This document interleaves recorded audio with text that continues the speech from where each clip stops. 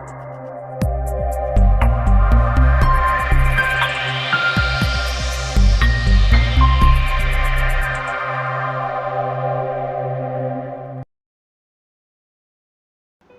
दोस्तों, स्वागत है आपका हमारे चैनल वर्ल्ड ऑफ हैप्पीनेस में। एक हमारे प्यारे मित्र ने कमेंट किया था। मैं बहुत दिनों से सोच रहा था कि इस भाई की बात का मैं उत्तर ज़रूर दे दूं, और उन्होंने 2-3 बार मुझे व्हाट्सअप भी करके कहा कि भैया आपने मेरी बात का उत्तर क्यों नहीं दिया। मेरे भाई, कुछ प्रश्न ऐसे होते हैं कई बार कि जो कि आंसरेबल होते ही नहीं है। प्रश्न ही नहीं होता तो उसका आंसर मैं क्या दूँ। पर आप लोगों का अंधविश्वास और आप लोगों का जो डर बैठा हुआ है आपके मन के अंदर, अब उसको निकालने के लिए तो मुझे कुछ ना कुछ उत्तर देना ही पड़ता है। अब एक बात समझने वाली ये है यहाँ पर कि आप कोई भी प्रश्न करते हो, आपने किसी वीडियो को देखा, जैसे कि अब मुझे कोई लोग कहते हैं कि भैया अब अपने चैनल पे लोगों का क्रिटिसिज्म बहुत करते हो, ऐसा क्यों करते हो आप। पहली बात दोस्तों, मैं यहाँ पर कोई अपने ज़्यादा मैं व्यूवर्स बढ़ाने के लिए नहीं आया हूँ। यहाँ पर मीठी मीठी बातें कर करके मैं आपको अपनी बातों में फैलाने फुसलाने यहाँ पर नहीं बैठा हूँ। यहाँ पर मैं बैठा हूँ केवल अपने सनातन धर्म के प्रचार के लिए। मेरा जो लक्ष्य है इस चैनल के लिए, मुझे पता है ये चैनल चले ना चले मुझे कोई परवाह नहीं है। मैं केवल अपने चैनल पे वो बात करना चाहता हूँ जो हमारे सनातन धर्म के लिए बहुत ज़रूरी है। और अगर 1000 लोग भी मेरे को ढंग से सुनते हैं तो मेरा जीवन सार्थक हो जाएगा। मेरे को करोड़ों तक नहीं पहुंचना। मुझे पता है अगर मेरी बात में दम होगा तो ये बात अपने आप करोड़ों तक पहुंच जाएगी। मुझे किसी को पहुंचाने की जरूरत नहीं है। सच जो होता है ना एक दिन धरती फाड़ के भी बाहर आता है। अब क्रिटिसिज्म की बात करो यहाँ पर, तो अब आप क्या चाहते हैं कि पूरी दुनिया में जो भी धर्म के नाम पे अंधविश्वास फैलाए जा रहे हैं, क्या उनको यूं ही पनपने फूलने दिया जाए। लाखों निर्दोष बेचारे भोले भाले लोगों का जो धर्म के नाम पे शोषण हो रहा है, आप क्या चाहते हैं कि उसके लिए कोई भी अपनी आवाज ना उठाए। अगर आज मैं कुछ सच आपके सामने रखता हूं, अब जैसे कि एक पंडित जी हैं, बहुत ही नामी गिरामी पंडित जी हैं, मैं किसी का नाम नहीं लेना चाहता यहाँ पर, क्योंकि किसी की धार्मिक भावनाओं को ठेस पहुंचाना मेरा लक्ष्य नहीं है। उन पंडित जी ने एक वीडियो डाला अभी 4-5 दिन पहले, और किसी व्यक्ति ने मुझे उसका लिंक भेजा। उस वीडियो में उसने कहा कि आपके कुल देवी देवताओं को कैसे कोई भान सकता है, और हम आपके कुल देवी देवताओं को मुक्त करा देंगे। आप ये डालो, अपने YouTube सर्च में डालो कि कुल देवी देवताओं को मुक्त कराने के लिए क्या करें, और किसी ने हमारे कुल देवी देवताओं को बांध दिया तो क्या करें। आप ये डालो, उस पंडित जी का वीडियो ऊपर आ जाएगा। आप देखना उस बंदे ने क्या बातें बोली हैं, और 3 लाख लोगों ने उस पंडित जी का वीडियो अभी तक देखा है। अब आप ये सोचो कि 3 लाख लोग उनको प्रणाम करते हैं, उनको झुकते हैं, उनके ऊपर विश्वास करते हैं, श्रद्धा करते हैं, और वो व्यक्ति पंडित जी होते हुए, एक ब्राह्मण होते हुए, ब्राह्मण वेदों के ज्ञाता होने चाहिए। ब्राह्मणों को अपनी हर बात वेदों के आधार पर प्रमाणित करके कहनी चाहिए। किस भी ग्रंथ में, किस शास्त्र में लिखा है कि कुल देवी देवताओं को बांधा जाता है। पहली बात है, जो मूर्ख व्यक्ति होते हैं जो कुल देवी देवताओं के चक्रों में पड़ते हैं, सबसे पहली बात यह है कि कुल देवी देवता होते कौन है, हमें ये समझना है कि क्या हमारा उनके साथ कोई रिलेशन है भी सही। और उस पंडित जी ने कहा कि ऐसे बहुत से लोग हैं जिनको पता ही नहीं है कि उनके कुल देवी देवता भी होते हैं। मेरे भाई, आपको ज़्यादा पता है, आप ज़्यादा समझदार हो, तो पहले तो मैं ये बात कर देता हूँ कि कुल देवी देवता होते कौन है एक्चुअल में।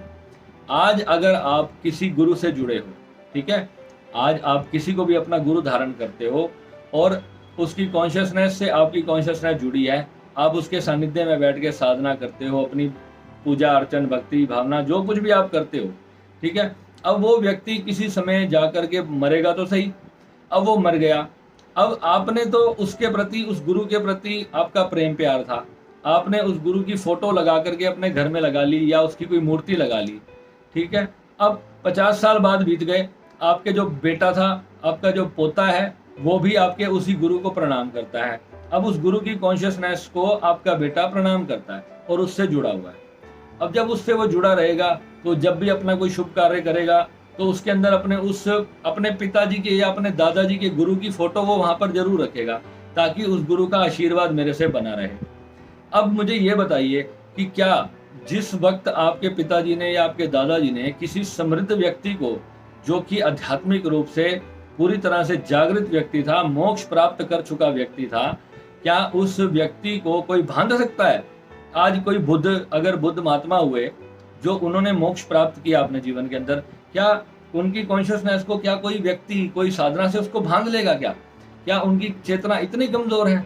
आज भगवान कृष्ण ने मोक्ष प्राप्त किया, प्रभु श्री राम ने किया है, ऐसे ही जितने भी हमारे जो जैसे कबीर साहब हुए, जैसे हमारे दादू दयाल जी हुए, क्या इन्होंने इनकी कोई चेतना को क्या यूं ही कोई बांध लेगा? क्या ये इतने कमजोर व्यक्ति रहे होंगे आपको लगता है? जो पूर्ण ब्रह्म की अवस्था को जिन्होंने अनुभव कर लिया, जिनकी चेतना इस पूरे ब्रह्मांड को, इस पूरे ब्रह्मांड की कॉन्शियसनेस को संभालने के लिए समृद्ध हो चुकी है, और क्या उस व्यक्ति की कॉन्शियसनेस को कोई व्यक्ति यूं ही बांध लेगा? और ऐसे ब्राह्मण जो है, जब लोगों को डरा धमका करके उनको उनकी मानसिक तौर पे उनको यातना, एक तरह की, मैं कहता हूँ ये यातना ही है एक तरह की, जब आपको आपके धर्म के बारे में आपको भटकाया जाता है। कुल देवी देवता ये शब्द पहले जमाने में दिए जाते थे। कहने का मतलब केवल इतना ही है कि वो समृद्ध चेतनाएं, वो जागृत महापुरुष जिनके साथ आपके पूर्वज कभी जुड़े हुए थे, वही आपके कुल देवी देवता होते हैं, और उनको कोई बांध नहीं सकता, और वो अनंत हैं। उन्होंने अपने आप को उस लेवल तक जागृत किया है, तभी तो आज कुल देवता बने हैं। उनकी कृपा आपको हमेशा मिलती रहेगी। अगर आप उनके जाने के बाद भी अगर आप उनको अपने हृदय से प्रणाम करते हैं, उनके लिए कोई सेवा कार्य करते हैं, उनके नाम पर किसी गरीबों का भला करते हैं, किसी गरीब को अनाज खिलाते हैं, किसी को बेचारे को दवाई की जरूरत है, अगर आप उसके अपने उस देवता के नाम से कि मैं आज आपका जन्मदिन है तो आज मैं आपके नाम से जो है कुछ गरीबों को किसी को दान करता हूँ, वो आपको ही लगना है, वो उस देवता को नहीं मिलना। वो केवल देवता ने जो आपको प्रेरणा दी थी कि आप अच्छे कार्य करो, इसलिए तो आप वो महान बने ना आपके लिए, आपकी नजरों के अंदर। और अब वो इतने बड़ी पदवी पर जो देवता बन के बैठे हैं, जो मोक्ष प्राप्त कर चुके, वो गुरु मंडल में स्थित बैठ गए जाकर के, और वहां पर जाकर के अगर उनको कोई यूं ही कोई तांत्रिक अगर अपनी विद्या से बांध ले, तो फिर मैं समझता हूं उनकी तो कोई शक्ति ही ना हुई। और आपको कोई भी ब्राह्मण जो है इस प्रकार के जो झूठे आडंबरों में फंसाने की कोशिश करे, ऐसे व्यक्तियों से दोस्तों हमेशा सावधान रहिएगा। ये व्यक्ति जीते जागते डाकू हैं आपके बीच में। ये हमेशा आपकी आत्मा का शोषण करेंगे, आपको डरा धमका करके। अब वो आपको कहेगा कि आप अपने देवी देवता अगर जो बंध गए हैं ना, उसकी वजह से आपके घर में सुख दुख आ रहे हैं, आपको कष्ट आ रहे हैं, आपके घर में किसी की मृत्यु हो जाएगी, फलाना ढिमकाना, आपका नुकसान हो जाएगा। दुनिया भर का आपको कैसे ना कैसे उन्होंने डराना है, और उनका आपका डर ही उनकी इनकम है। फिर वो आपको कहेंगे चलो जी आप आ जाओ मेरे पास, अब मैं आपका ये कार्य करता हूँ। सबसे बड़ी साधना ये है कि आपको उस डिवाइन शक्ति को खुद समझना है। आपको अपने देवताओं को कैसे मुक्त करना है ये नहीं सोचना, आपको खुद कैसे मुक्त होना है ये सोचना है। बड़ी हंसी आती है मुझे जब आप ये बात करते हो। भाई यहाँ मैं कोई क्रिटिसिज्म किसी का नहीं करता, मुझे क्रिटिसिज्म शब्द से बहुत ज्यादा नफरत है। पर ये भारत देश की जो हालत इस वक्त हो रखी है ना, किसी ना किसी को अपनी आवाज उठानी पड़ेगी ऐसे लोगों के प्रति, नहीं तो आपके बच्चे धर्म के लिए भटकते फिरेंगे और उनको कोई सच्चाई देने वाला नहीं होगा। अगर आज आप जागृत नहीं हुए मेरे भाई, आने वाला समय आपके बच्चों के लिए बड़ा खराब आ रहा है। आपके बच्चों को अपने धर्म का कोई बोध नहीं हो रहा अभी। तो ये चिंता थी मुझे, मेरे मन में ये पीड़ा थी, इस वजह से मैं यहाँ पर यूट्यूब पे अपना समय खराब करता हूँ। तुम्हें क्या लगता है ये तुम्हारे व्यर्थ के क्वेश्चनों के लिए मेरे पास इतना समय है क्या? इन समों के लिए मैं इन क्वेश्चनों के लिए आंसर देने के लिए बैठा हूँ क्या? यहाँ पर जो मेरे साथ इतने साधक जुड़े हुए हैं उनको साधना करवानी होती है, पूरा पूरा दिन उनको समझाना होता है, ध्यान की गहराइयों में उनको लेकर के जाना मेरा लक्ष्य है।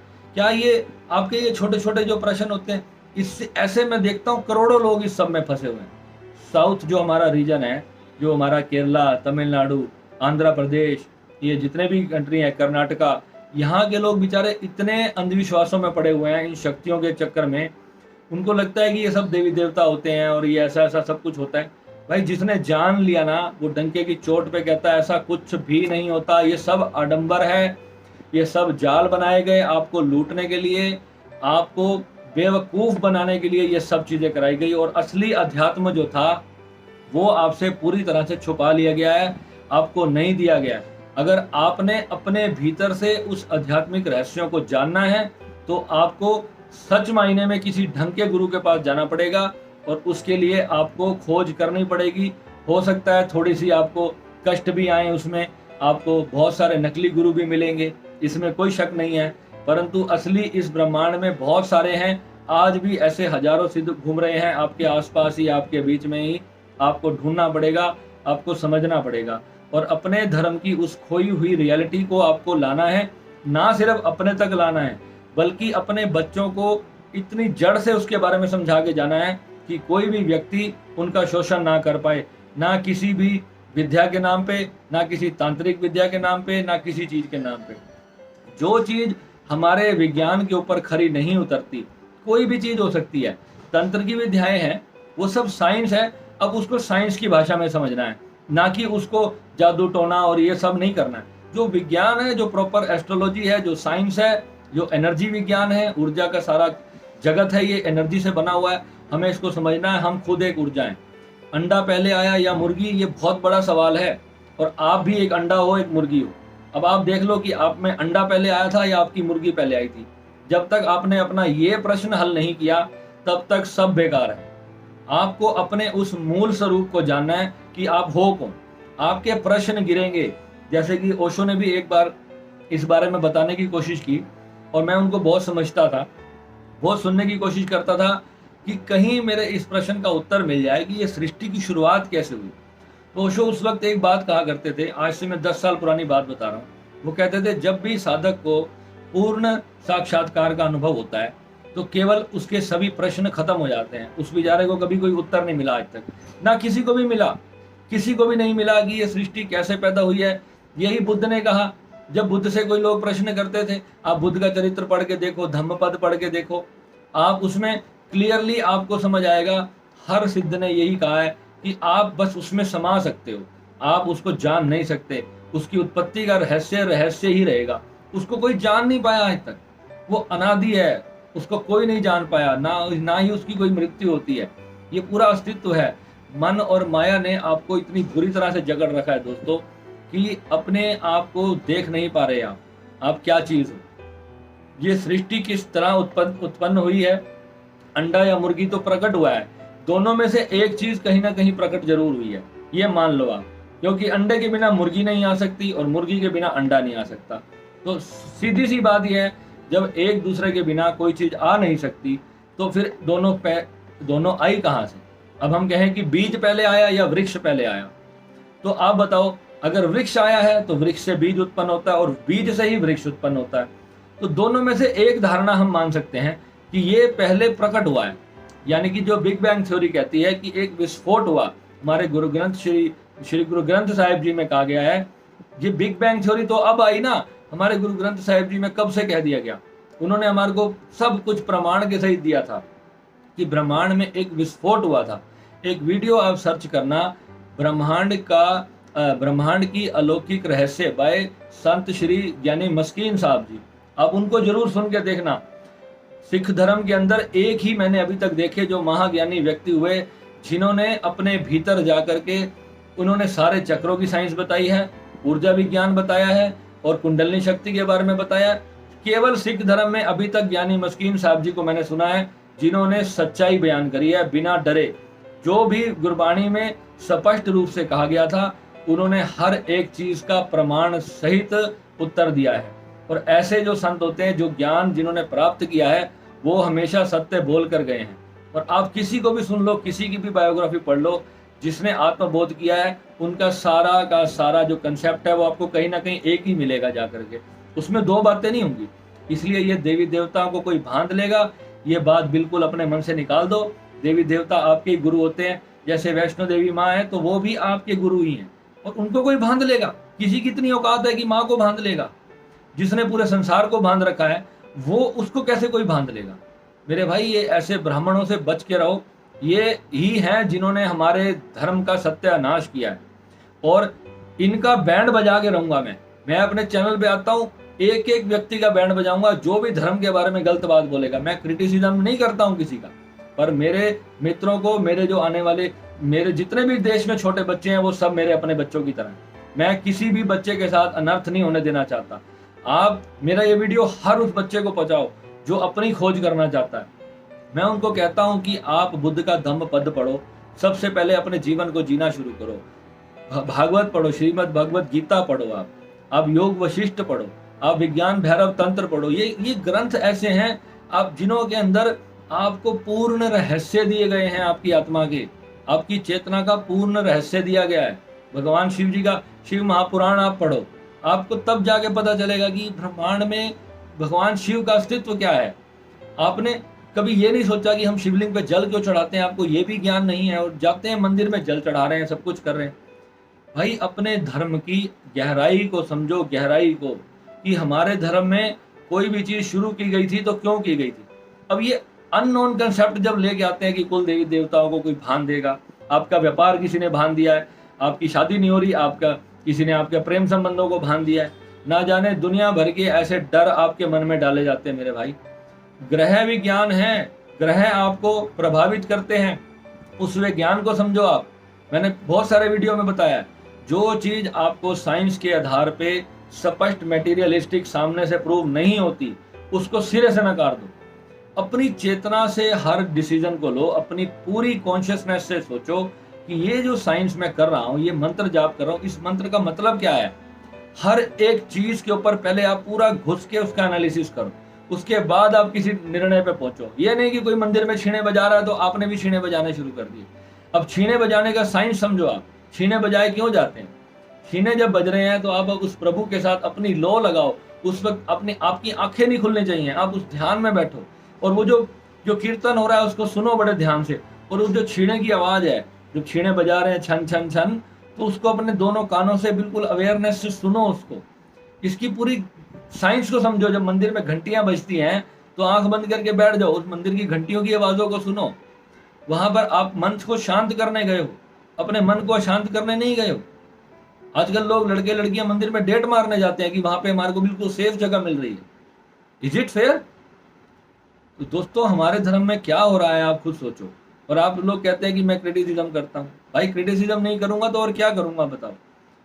पूरा देश अगर गड्ढे में जा रहा है और जाने दिया जाए क्या उनको, जो व्यक्ति जागृत है वो नहीं देख पाएगा, वो चुप नहीं रह सकता।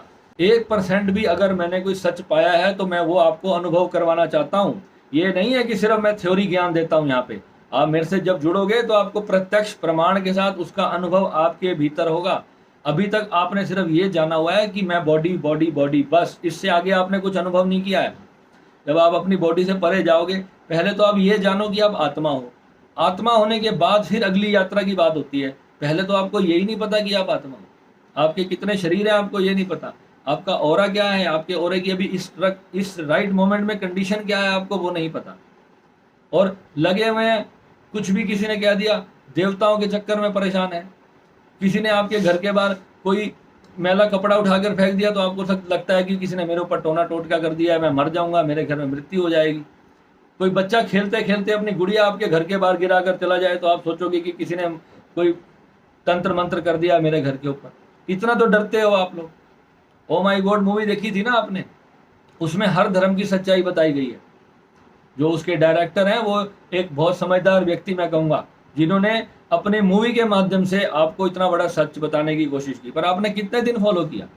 लास्ट में मिथुन चक्रवर्ती ने एक डायलॉग बोला, ये भारत है, ये सोए हुए लोगों का देश है, ये थोड़े दिन के बाद फिर हमारे मंदिरों में धक्के खाते हुए मिलेंगे।